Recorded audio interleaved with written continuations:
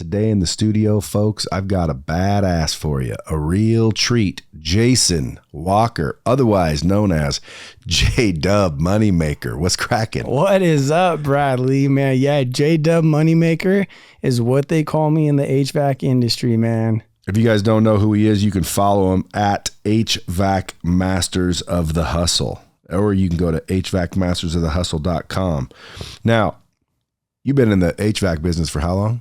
About 13 years now. Well, one of the reasons I wanted you on this show is because I like to show people how to make money. Oh yeah, a lot. Get them out of the rat race. Absolutely. That's why I started a couple companies of my damn self. Real Financial, Real Solar, and Real Merchant. Now, I was thinking the other day, man, maybe me and you need to start Real HVAC. Absolutely. Because I was talking to people at that event, dude, and there's people that have literally built and sold a HVAC business within 3 years for multiple millions. For millions and millions. Nobody knows. People are sleeping on the HVAC business. And I say this industry is a hidden gem, you know. I didn't know it when I was a kid. That's for damn sure. Well, I mean, a lot of people come, you know, from real estate sales and car sales and things like that. And you have to generate your own leads, right?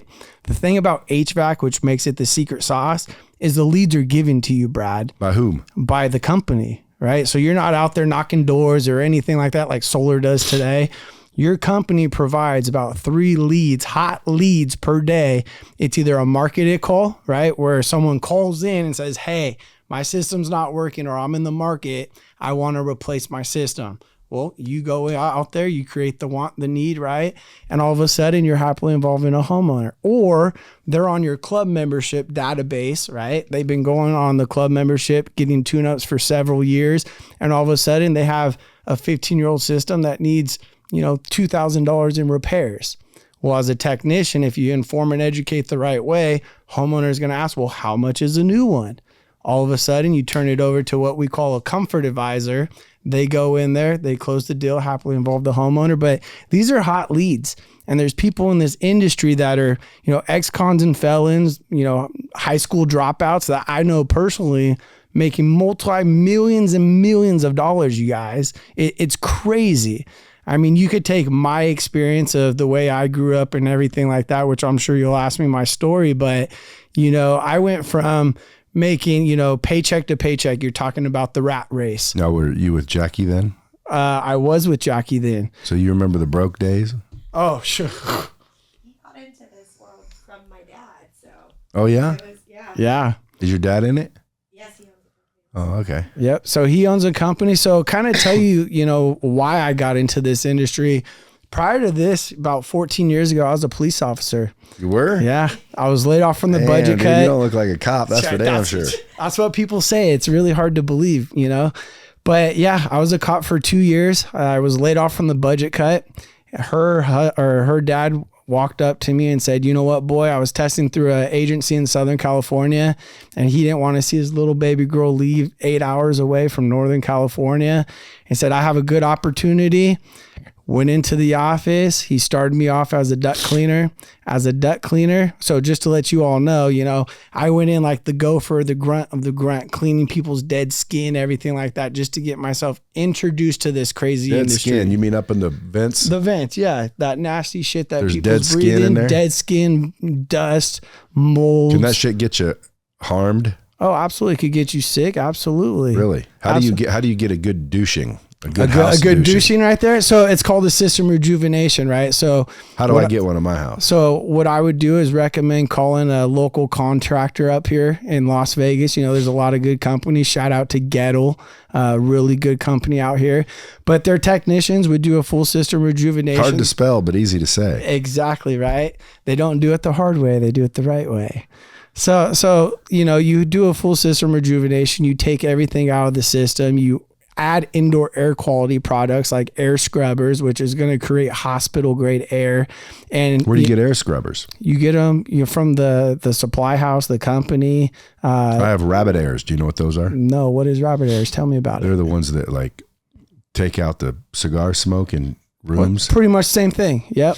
Yeah. Same thing. You never heard of rabbit air? No, I've never heard of rabbit air. Something I'll show have you to when do we get research. off here. I got 5 of them here, a couple at my house. So same concept, right? If you're smoking, so what you're telling me is you can sit there, smoke a cigar. all of a sudden you're not smelling it, right? The smoke's not in the air. Same thing. So people are turning their house into hospital grade air because we want to preserve those systems and make sure we get long life out of them, right? But, you know, as we're going through this ventures of me starting in this industry, starting off as a duct cleaner, doing that for a couple years, being a grunt of the grunt, then learning the trade of doing installs. You know, I'm a tall guy. I'm 6'3", 200 pounds. California is where I'm from. There's some tight attics. So I did that for about a year and a half. You know, it takes a toll on your body when you're up in an attic and it's 160 degrees and you're up there for 8 hours running duct work and system replacement. And mentally, you got to be strong. I mean, this is an industry not for everyone. I'll tell you that. But the money's not made crawling around attics. I mean, there's some installers making 200,000. Really? Yeah. I thought the money was being made selling the deal. You could you could be a service technician. There's service technicians that I know of that are selling systems and working on systems that are making $800,000, $900,000 as an employer. Or as an employee, not an employer. So they must be on commission of some kind. No, straight commission. That's the only way to do it, right? Straight commission. Straight commission. No salary. So as myself being in the game, right, I went from the install position to now I'm being promoted to a comfort advisor. But before that, I was a warehouse manager. Is it comfort advisor a snazzy name for salesman? Salesman, yeah. Because, I mean, as a dispatcher, you don't want to call a client and just be like, hey, I'm going to go ahead and send out a salesman or a sales girl to your office or to your house, right? What's going to happen? All of a sudden, they're going to show up. Those walls are going to be up.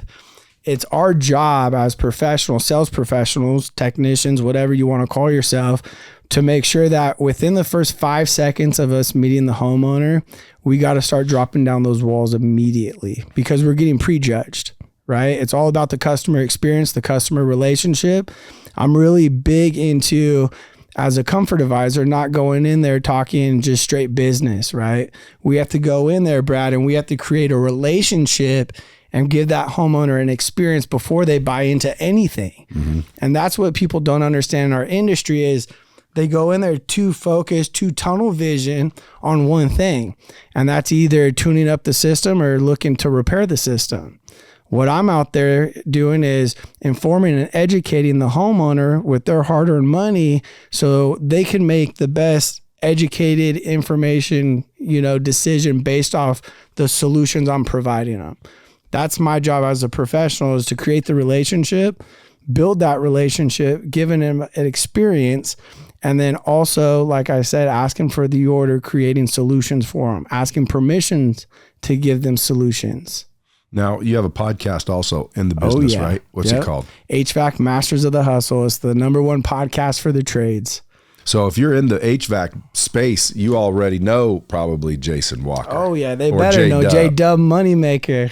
J-Dub Moneymaker. Is that what everyone calls you? Yeah. So the way I got that name is being a comfort advisor growing up.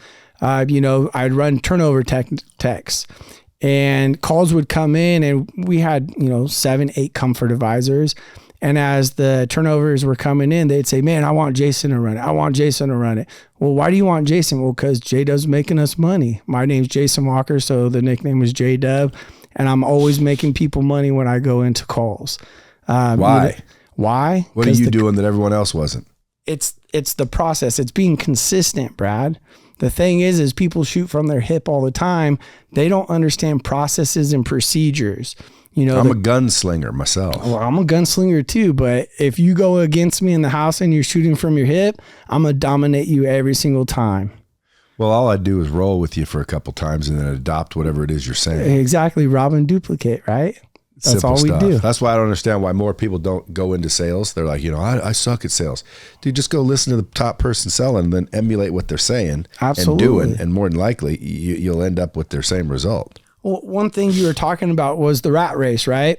So I was in the rat race. I was living paycheck to paycheck. I'm very open about this. How'd Jackie like that? Oh, she hated it. But she stuck with me. How's Jackie's dad like that? Oh, probably hated it even more. Jackie's dad sounds like a cool dude. He's a cool dude. He's a big motherfucker. I'll tell you that. So he snatched you by the neck and said, get over here. Oh, yeah. He's an intimidating dude. He's a big guy. I'll tell you that. Bigger than you? Oh, much bigger than me. Not tall wise, but built wise, absolutely.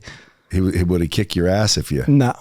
He would if you abused his daughter. Oh, absolutely. He'd shoot me.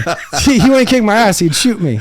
Yeah, you don't abuse people's daughters. That's for sure. So I got promoted at one point in this industry, which was probably the low of the low. And I'm talking about. Was this for his company? This was not for his company at the time. He ventured and started his own company because he was tired of making people money. So what my father-in-law is really good at, or where he really created the name in the industry, is he would take companies that were struggling and just blow them up and then do it again 3-4 years later. What do they call him? Company. Bill Roberts. Bill Head Crusher Roberts. Yeah, Head Crusher Roberts, right? And so I got promoted after installs to being a parts manager at the warehouse, right? And I'm making $55,000 salary. And this is why I would never ever take a salary or commission, or a salary or a hourly job, is because people get too comfortable. And so I was living above my means at this time. I had a Tundra that was not just repoed once, but twice. The second time it got repoed at my work parking lot. But you got it back? I got it back two times. Yeah, I had a car get repoed a couple times, you get it back. You get it back. But now you talk about it happening at your work parking lot. So now you're bringing all your stuff to work, and now they could all see what's happening. Things are unfolding, right? Well, I talk about defining moments. This is a defining moment where I had to take a look at my life, and I had to make a change, and I had to make a change quick. So I went up to the owner of the company. I said, give me the option to be a comfort advisor. He just let go of one. And I said, I feel like I will be the perfect candidate for you. Well, here's the thing, Brad. He's never, in the 32 years at this time this company was around, he never had a $2 million comfort advisor. Well, it was my goal and my mission to be that first $2 million guy. So my first 8 months, I cleared $2 million. I did $2.2 million. Average ticket about $10,500. No, how much commission do you make on 2.2 million? So that was the thing. I only made $120,000 off of it, but my commission structure was set up at 10%. But what I understood after my first year of selling is, as professionals, we sell a lot of times the way we purchase, right? So I'm a 0% purchaser. I never offered 9.9% for 15 years just because I never thought anyone would buy it. Well, in HVAC, if we ever do a loan, companies have to pay a high merchant fee if you're offering 0%, okay, 15%. So I'm offering 0% on everything. I'm starting at 10%, but I'm only averaging 5% take home commission. So I talked to another gentleman, and he said, man, I did $2 million. I made $200,000 off of that. Same structure. After talking to him, that's what I found out is he's offering these financing. People are buying into it, and he's working smarter, not harder. Also, when we talk about battling objections, okay, or discounts, homeowners would ask me a discount or give me an objection. I didn't feel confident in it, so I discount my price. And then all of a sudden, there's no value behind that discount. What are they going to continue to do? Ask for another discount. Then all of a sudden, you're making low commission off of it, and again, making $120,000. So following the next year, after fine tuning my skills, right, I've done over $4 million. I have an average ticket of $19,500. If a company gets me in the door on a tech turnover call, it's closed at 72% at $19,500. If it's a marketed call, it's closed at 67%. So what happened was... Is that, I mean, that sounds like strong for most sales industries. Is that strong for HVAC? It's extremely strong, yes. What's the average? The average is about 12.5 industry standards for average ticket closing percentage. So you're closing 5 times better than the average Joe? 19.5. So I'm closing 19,500. Their average ticket's 12,500. Oh, I thought you meant 12%. No. Of the deals. No. So what percentage? What closing percentage? So closing for 72%. So if what's not yours, average about 38, 35. Yeah, so that's in the industry. That's higher than normal. Oh yeah, absolutely double. Like you sell cars as 20%, and not even that sometimes. Yeah, and so what happened is now people are hearing the numbers that I'm throwing out. Right, there's a want and there's a need there. Now I'm going to training events, and people are like, "Hey, you want to go to a baseball game today? You want to go to a steak dinner?" I'm like, damn, this is pretty cool. There's a want, there's a need. And then I went back 4 years ago. I said, man, how can I reach more people instead of just going to these training events, right? And all of a sudden I sat down, I looked at the podcast space. You know, Joe Rogan has his podcast that was blowing up. And I'm like, man, there's not a lot of podcasts in HVAC. And all of a sudden, boom, 4 years ago, that's when HVAC Masters of the Hustle was born. And the thing that has that made you a lot of, number one, money, number two, notoriety. Absolutely. So everyone should start a podcast. Oh, I think getting yourself out there, stepping outside your comfort zone. So just to be transparent with you, I'm an introvert. I'm a very shy person. So when you saw me in Las Vegas and on stage in front of 1,000+ people, or me putting on my own events in front of thousands of people, you know, or throwing the podcast, it's outside my norm. But I understand that when we could put ourselves in uncomfortable situations and shit, we could exceed. The sky's the limits of what we can do when we're comfortable, right? So I'm always teaching and also putting myself in uncomfortable situations all the time, because I know, like, for instance, this podcast, right?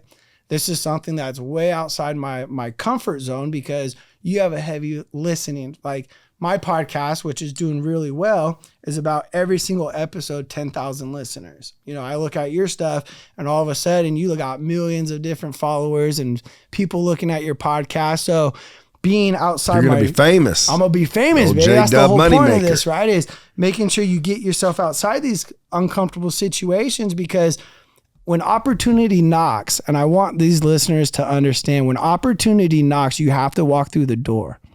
I mean, there's too many times. Or at least walk to the door. Walk to the door. But some people don't even walk to the door. the thing about it You is, said walk through it. Shit, some of them don't even walk to it. and it's crazy, right? People allow fear to get into their way of greatness. Well, that, and, you know, a lot of times opportunities disguised as risk. Absolutely. And nobody wants to take any risk. Absolutely. They want to be safe. They want to remain unscathed. No risk, no rewards, baby. Right? Well, not right, but that is the saying. So going back to what I was saying is, I was making a very low amount of money. I was struggling. I was living paycheck to paycheck. I was in the rat race. And then all of a sudden I started the podcast. Podcast didn't take off right away.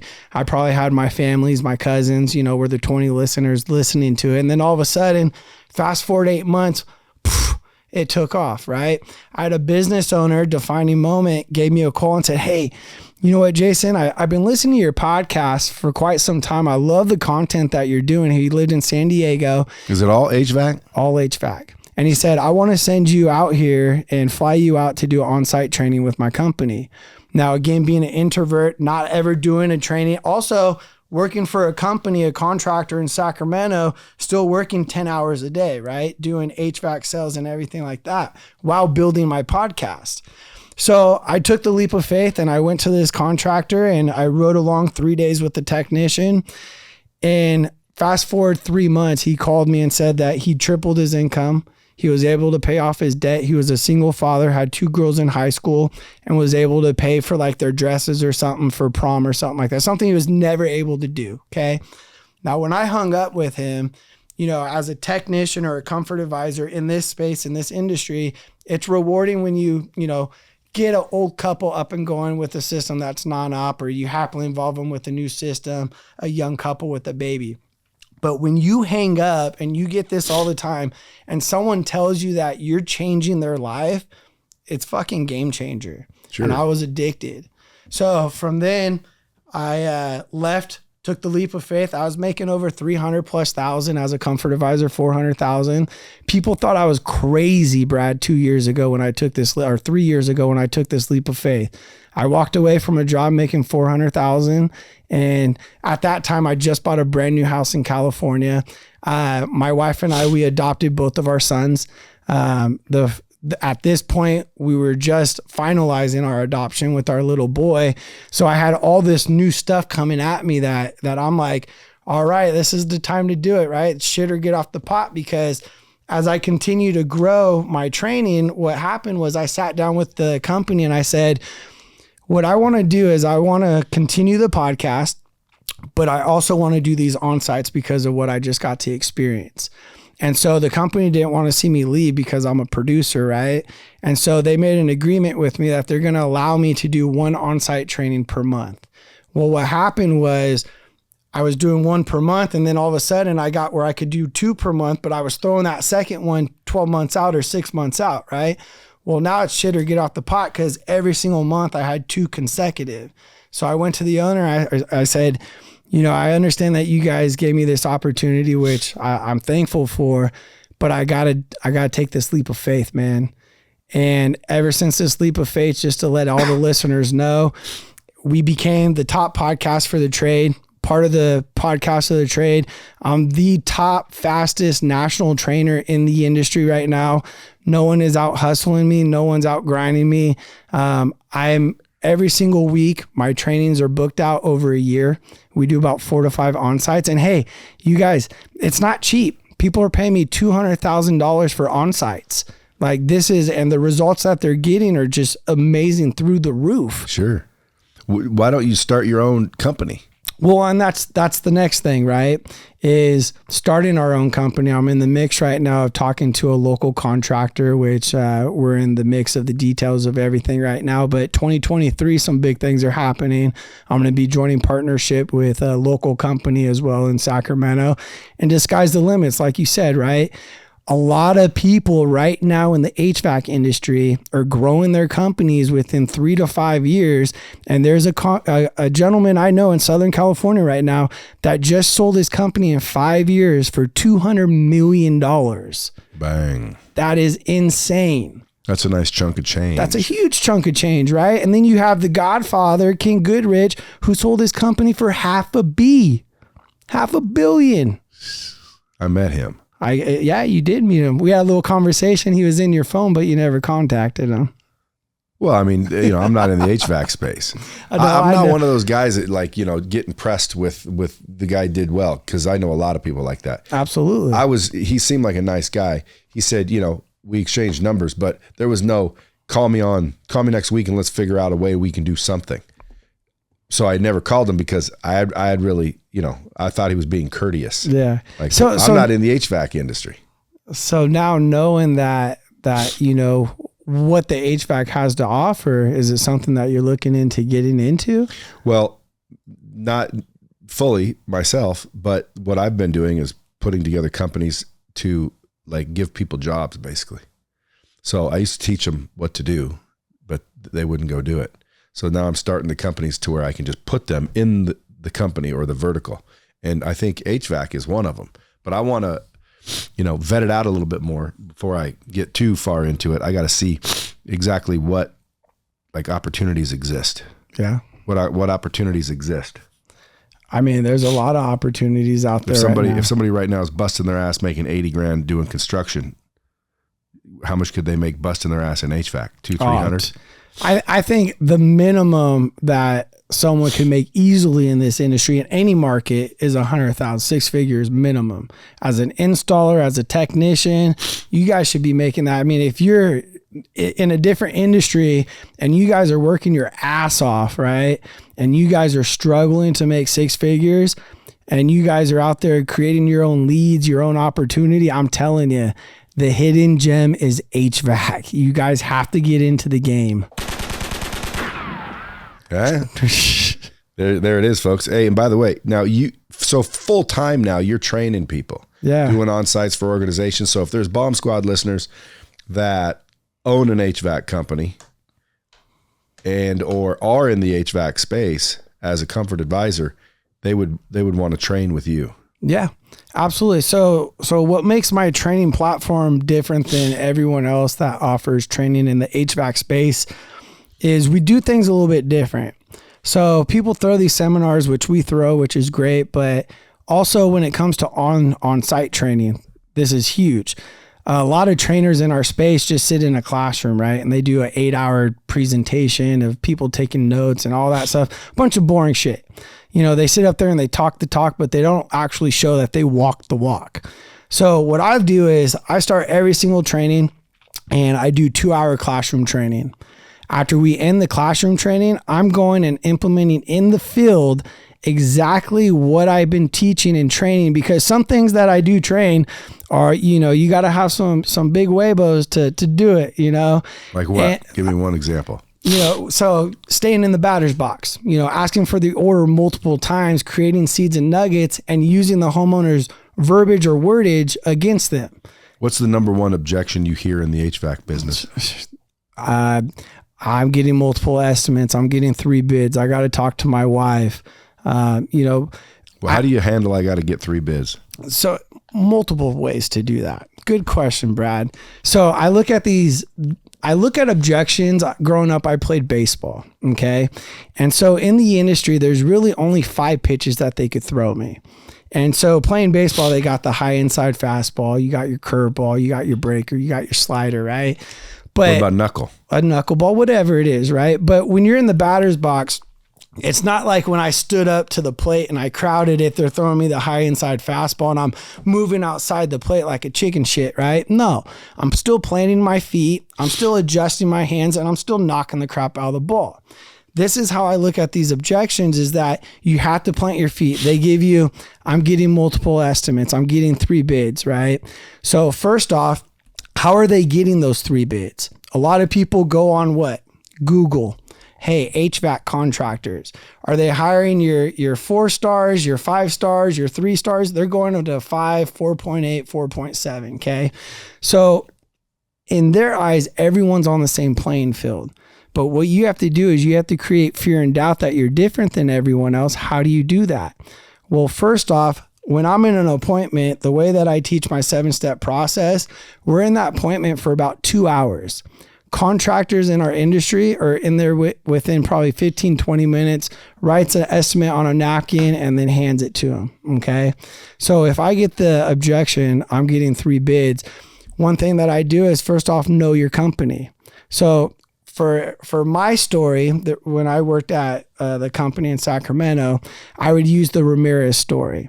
So the Ramirez story is this little girl who was 3 years old who was diagnosed with a respiratory cancer. And so what happened with this respiratory cancer was they had their house tested for molds and everything like that. And they found that there was molds and viruses and everything that was very deadly for this little girl to be breathing. How do you get that test for homes? For homes, you could buy them on Amazon. What's it called? A mold test?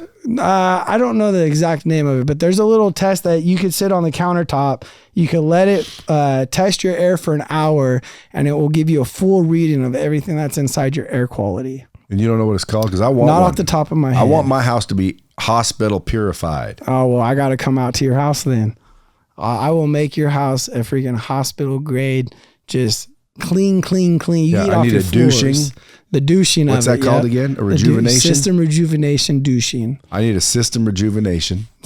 my units work fine, I guess. Yep. But and then so it's not just the system rejuvenation, right? So that's what cleans it, but what's going to make sure that it doesn't come back, right?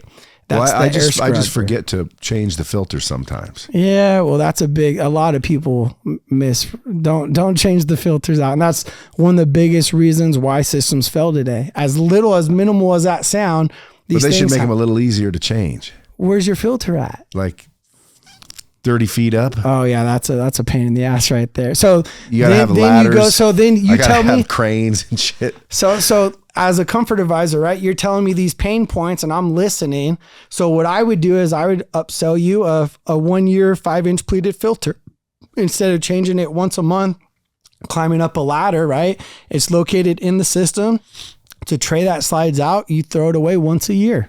And it collects all the way to 3 microns, which is invisible to the eye. I get nerdy with this stuff. How come someone just won't start a service to come over and change my filters once a quarter? I mean, they do. Is there such a thing? Yeah, I mean, companies do offer that. I was going to say, because if they didn't, they'd be foolish. Yeah, absolutely. I'd buy it, but I don't have an HVAC company. Yeah. Nobody's knocked on my door. No, well. Nobody's called me. And I don't have an HVAC problem. See, this is why people need to pay attention. They need to be proactive. Yeah, and not reactive. Well, because, I mean, if someone knocked on my door and said, hey, we'll charge you X amount of dollars. We'll be over here every quarter, change out your filters. We'll bring them with us. You don't have to do shit. Just pay us. I'd sign up for that. Yep, absolutely. Now I'm gonna get 1 million HVAC people calling me, but I'll do it. I'm good. I'm happy with it.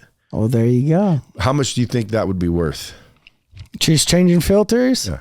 I mean, you could do a annual filter maintenance and everything like that. And Quarterly. But what I'm saying is you charge them the annual fee, right? So you're not collecting quarterly.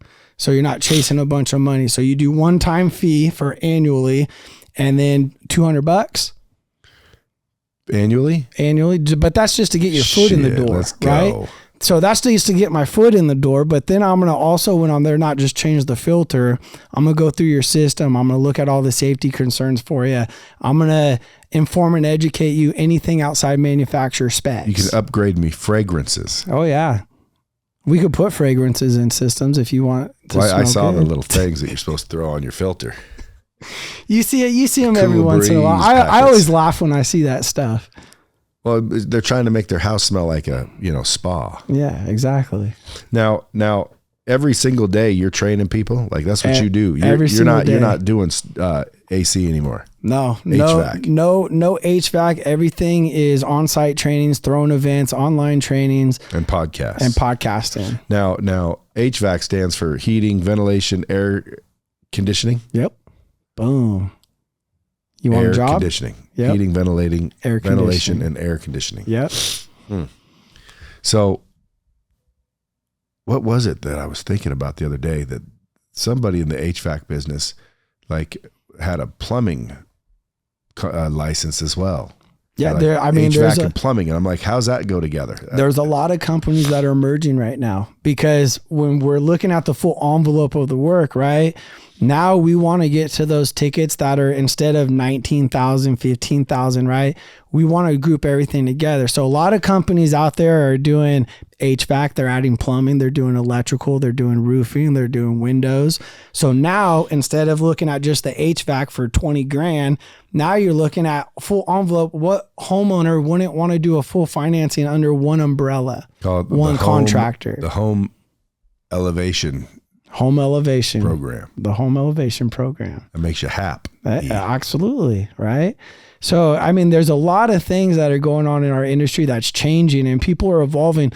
It's crazy, Brad, because 10 years ago, if you would have asked or called a business owner or talked about these seminars that we're throwing today, they were unheard of. Myself, I'm one of the younger guys that you see me on social media. I'm trying to make this industry sexy to the younger generation. Plain and simple. I mean, there's too many, not enough young, people going into our industry. They think and there's nothing wrong with going to get a college education or anything like that, but they're just not aware about the money that you could make. So if they want to know about it, can they hit you up? Absolutely. I bet you I got some bomb squad members that are out there listening going, shit, I'll do that. I didn't know. Like when I was out selling cars, I would have much rather.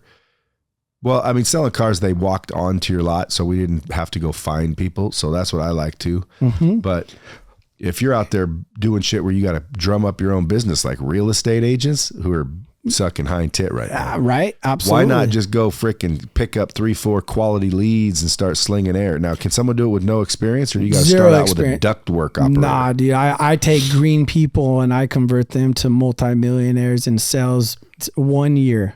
How multimillionaires though? What's that? How multimillionaires? So selling, Yeah, but right? they're only making $300-400 grand a year. Yeah, but if you look at that 10 years down the road, how much are they going to be throwing in their bank account? Well, what's right? next after the sales position though?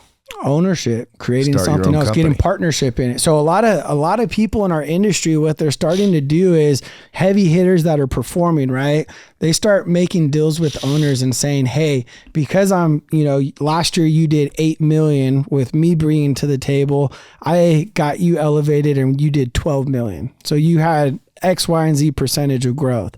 For next year, I guarantee I'll be here for 3 years, but I want to take 5% of the company, blah, blah, blah, when you try to sell for your acquisition in 3 to 5 years. How hard is it to start your own? Not hard. You just What if I got to wanted do one it. tomorrow to be called Real HVAC? So it depends on the state that you live in. Okay. So some states do make it really hard. Like for instance, California. So California is They make very everything hard. Absolutely. Right. I don't know why I live there, but there's a lot of testing that you have to do in California. So you have to have your C20 license, which is your HVAC license. Then on top of that, when you install a system, you have to have a Title 24 HERS rater come, which is a third party company, to test everything to make sure it was all done to manufacturer specs and it's not leaking, refrigerant or CO2 or anything like that, which obviously you don't want that to happen. So in other states, like I believe Kansas, right? or Kentucky, I don't believe you have to pull permits. If you wake up and say, hey, I want to be a HVAC contractor today, you could start today. You know, so it really, to answer your question, it's just what state you live in. Now, should people DM you and figure out whether or not they're in the right state? I mean, absolutely. I mean, you guys can get a hold of me. My email address is jdub@hvacmastersofthehustle.com. You could check out my social media. You could reach us through our website, which is www.hvacmastersofthehustle.com as well. How come you don't have any personal, like at jdub moneymaker? So I do. So all my social media stuff and everything, it's been a new experience for me. You know, with the growth of everything, me learning, being new to everything. 2022 is really when I took advantage of the whole social media and getting out there. Once I started the seminars and people really grabbing attention to who I am and what I've been doing in this industry. Now, the hat is a logo from your podcast. Yes, sir. And then the medallion or the talisman. Yeah. That's the same thing. Same thing. And you got a ring for it. And I got the ring right there. Yep. Now, like that's branding right there. That's branding right there, so how right? do you say you give those away to people who earn a certain amount that went through your school? Absolutely. So, I mean, it's like a Super Bowl ring. It's crazy because I got a beautiful Rolex on my hand, right? And this ring right here gets more compliments in the airport, dinner, wherever I am. People, are you a professional player? Blah, blah. It just resonates. It looks with like them. a Super Bowl ring. And Big so, old bastard. And so what it is, it's my logo. So I have a mic right here. And then down here has the 5 stars because we're always 5-star rating. We're a premier contracting training company. But just like you said, anyone that is part of my schooling, HVAC Masters of the Hustle, I've trained you. If you produce $3 million in 1 year of sold equipment, then I put you on stage, which is my upcoming event in January in California. And I present them with this Crown Champion Spartan ring. What's the event in January? It's going to be in California. It's start your year off with the bang. It's for business owners, technicians, comfort advisors, installers, anyone and everyone. The thing about our industry. What's it called? Let me guess. HVAC Masters of the Hustle? Nah, it's called the Big Bang. Oh, okay. The Big Bang. But is it called the Big Bang every year? No, we got different. I wanted it just because this is the first one that we're throwing in January, and I really want everyone to start their year off with the bang. You know, too many people in our industry, they make too many excuses about the first quarter because our industry's weather driven, and I just hear way too many excuses. So why not throw an event where I have, you know, the top names in the industry, your top 1%ers that are going to be up there talking about growing your company, how to sell your company, how to, you know, create processes and procedures, the importance of being consistent, the importance of creating that relationship and that customer experience and how to go about that and really driving a roadmap for you and your team so everyone has a good understanding. In our industry, there's different departments, right? But as I travel, I see that there's too much divisions in the department. When I'm on-site training, the way that I see everything is like, you know, running the Olympics. What do? They pass that baton off.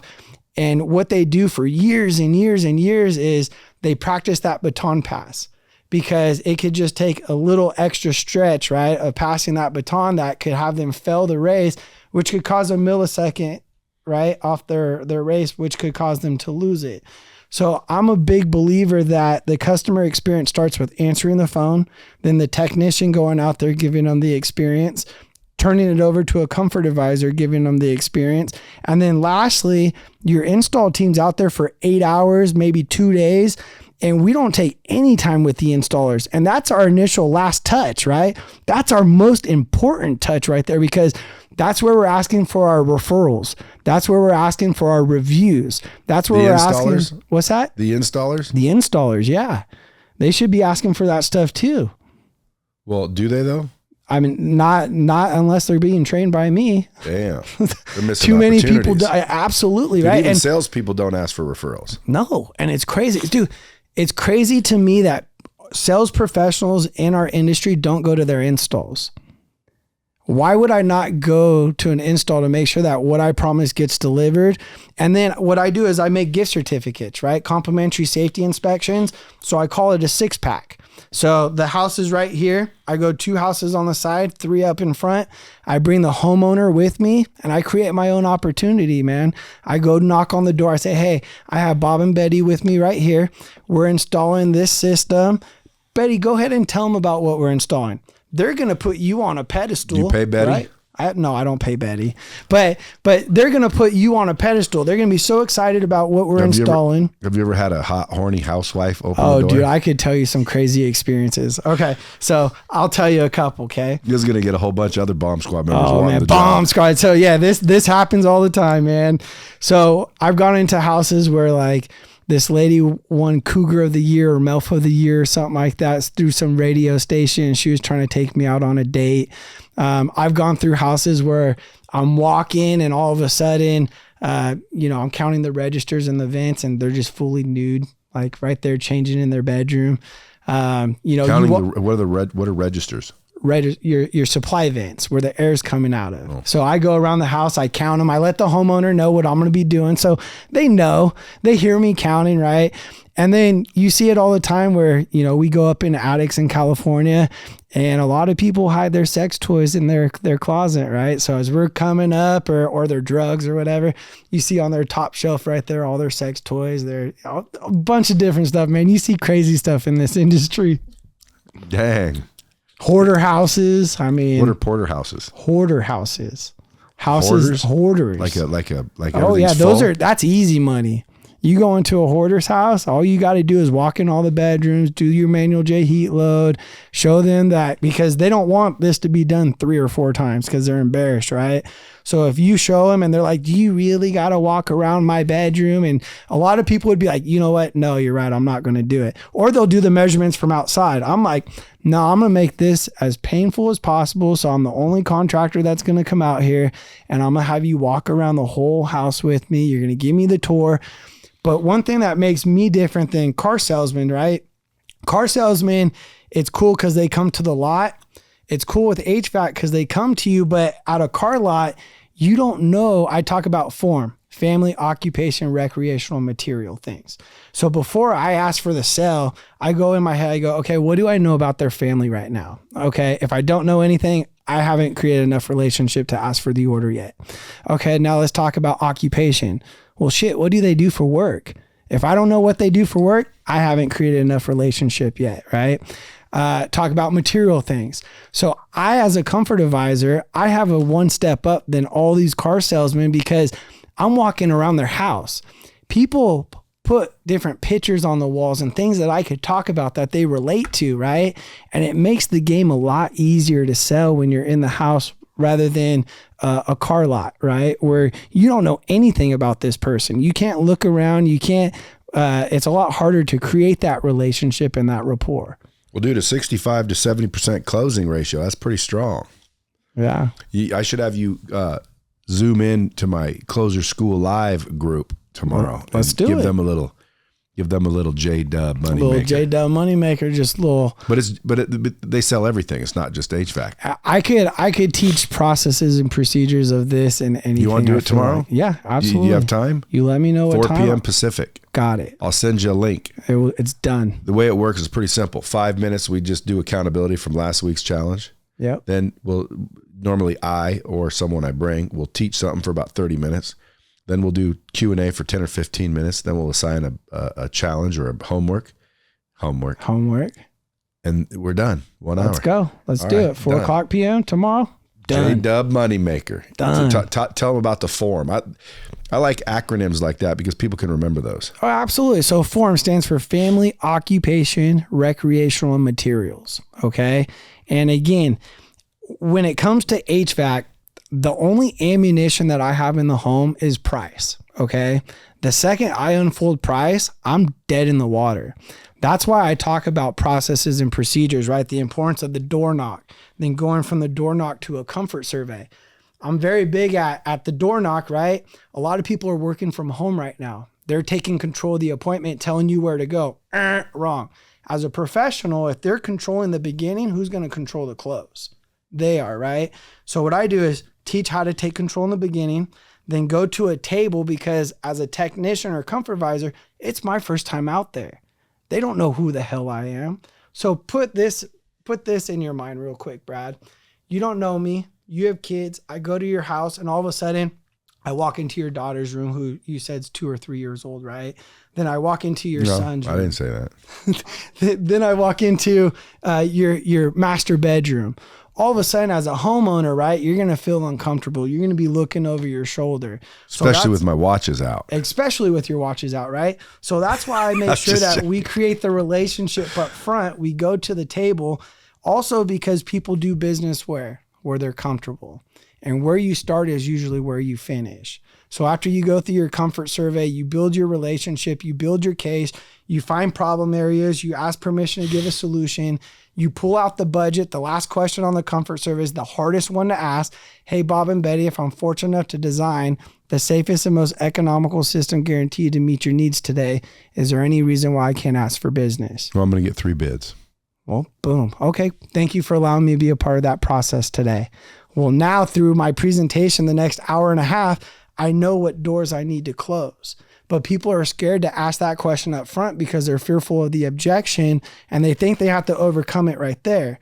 They don't understand that you have the next 2 hours of your presentation to close those doors. And people get scared when someone says, I got to get 3 bids. You see people go, that's no problem. That's no problem. It's like they get all defensive. You know what I'd say if someone told me that?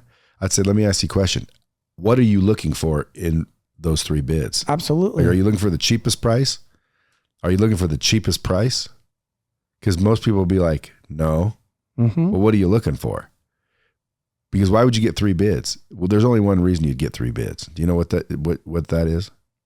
Best price. No, it's so you know you're not getting reamed in the bunghole. So people don't like to get reamed. So when you tell me, hey, it's $25,000, I got to go get 3 more bids just to make sure it's $25,000. Because what if this guy says the same shit is $12,000? Mm-hmm. I'd be like, because I've heard horror stories in the HVAC where you spent 25 grand on that. That's the exact shit so and so got for 12,000. And then so that's why people want bids. That's why. So what it means is they don't trust you. You haven't built enough value or trust. Absolutely. In the presentation. Absolutely. So in the form, if you don't know enough about their family, you haven't earned the right to ask for questions. O, occupation. If you don't even know that, you certainly haven't had enough conversation. What's the R? Recreation. What do they like to do? Yep. If you don't know that, you don't know shit. And then what's the materials? Yeah, walking around the house, looking at things on the walls, RVs in the parking lot. Look at their materials. Material things. Look at their material possessions. If he has a Ferrari in a garage, you'll know what type of buyer you're in front of. Well, why? What's I mean, at the end of the day, I feel like, people that like nice things, they'll go with the high-end efficient systems. Well, sure. Why wouldn't they? I mean, it just makes sense when the payback on the ROI is there. People just don't understand that when they're not investing in a new system, right? They're throwing money away because technology has advanced so much in 20 years and the average life of a system is 20 years. And people want to make this system go longer, but they don't understand that it's, charging them and they're overpaying by $100 a month maybe. And then if I could show them that I could finance them for $150 right, a month on a 9.9 15-year loan with no prepayment penalty, and then I'm dropping your utility bill by $100 for a peace of mind, new guarantees and warranties, you only pocket $50, for a brand new system, guarantees and warranties. At the end of the day, that's what people aren't doing is they're going through the full price, right? Always lead by financing. People are payment buyers. Hey, now what's this Spartan thing? You keep mentioning Spartan. Yes. So I believe everyone has a Spartan in them. It's our inner beast. It's our inner greatness. But why a Spartan? Because, I relate to a Spartan. I relate to a Spartan. I talk about being an introvert. So if Jason Walker, as a comfort advisor, a sales trainer, went into a call, I would listen to those objections and probably cater down to them and say, okay, yeah, you're right. We'll follow up with you next year. I'll send you an email. But no, when I change my mindset and I go in there, no, I'm J-Dub Moneymaker. And now I'm going in there and I'm going to overcome those objections and I'm going to stay inside that batter's box and I'm going to make sure I create that relationship with them. That's where that persona comes from. And I believe that everyone has this inner beast in them, Brad. You could take me, everyone used to say, The reason why J-Dub does an average ticket of 19.5 and closes at 76 is because he lives in California. Everything's expensive. I'm a proven fact. You throw me in any single market, I don't give a shit where it is, and I will produce the same exact thing. In 3 days of on-site, as long as I have 2 to 3 appointments per day, I'm executing anywhere between $80,000 to $150,000. So my training pays for itself. Yeah.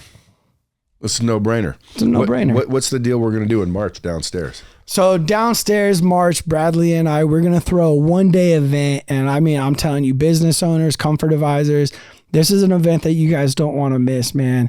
I'm going to be talking about the 7-step process, which is taking thousands and thousands of people across the nation, teaching them a process, an easy process that you just have to stay consistent with. And I promise you, if you do this, you will make hundreds and thousands of dollars. You will create financial freedom for you and your family. We're doing it across the nation every single week. Every single day I wake up, I have email threads of how we're changing the industry and how we're just giving back. So March 24th, Vegas, baby. all day. With me and you. Yep. And I'm going to be bringing some sauce my damn self. Boom. Now, my question is, it's a limited space. Very limited. So there's not that many tickets. This isn't a big, huge event where there's thousands of people coming. This is a small, intimate event where only a few people get to come. I think 60, maybe 75 tops. Mm-hmm. You've been down there. Yep, been down there. It's a nice thing. Leather recliners. It's going to be cool, but it's not a lot. So I'd get moving on those. Where do people buy tickets? So you could go to our website, www.hvacmastersofthehustle.com. You could click events and it will bring you straight to it. Just register. We'll take payment right there.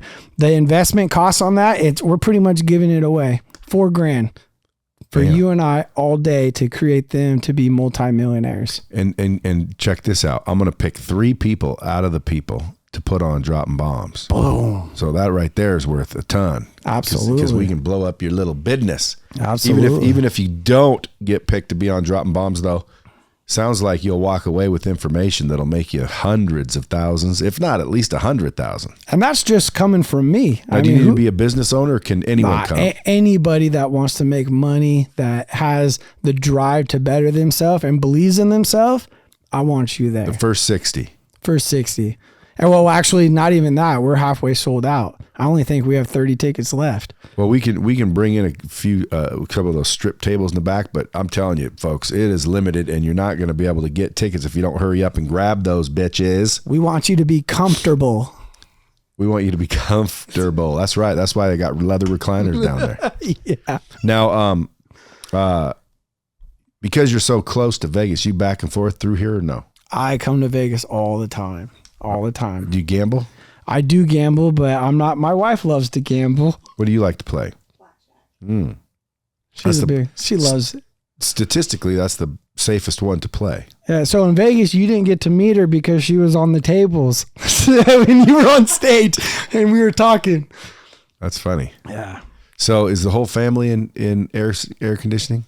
No. So like my brothers, they're still in law enforcement. I guess I come from a law enforcement and fire family.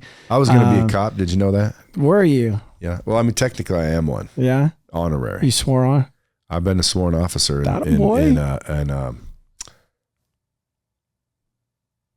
somewhere in California. Somewhere, one of those cities out there. It's a small town, Oroville. Oroville, that's not far from us. Oroville, California. Wow, so that's about what, 45 minutes? I'm a sworn officer in Oroville, California. How'd you get it?